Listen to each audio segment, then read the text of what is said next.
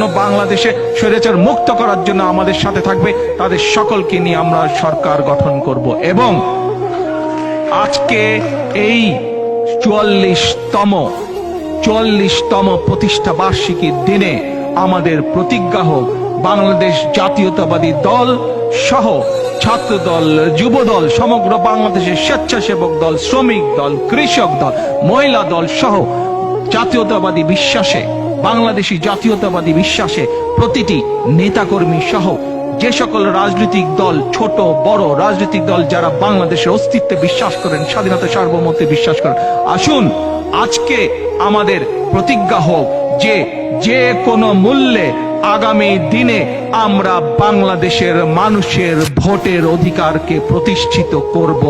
বাংলাদেশের মানুষকে ভোটের অধিকার প্রতিষ্ঠিত করে বিএনপির নেতাকর্মীরা ঘরে ফিরে যাবে।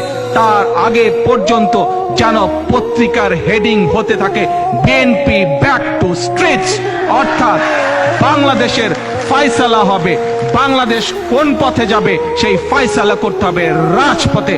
আর কোন ষড়যন্ত্রের কাছে বিএনপি মাথা নত করবে না। এই হোক আমাদের আজকের 44তম প্রতিষ্ঠা বার্ষিকীর প্রতিজ্ঞা। সকলের কাছে সেই আশা ব্যক্ত করে আমার বক্তব্য শেষ করছি। আল্লাহ হাফেজ। বাংলাদেশ জিন্দাবাদ।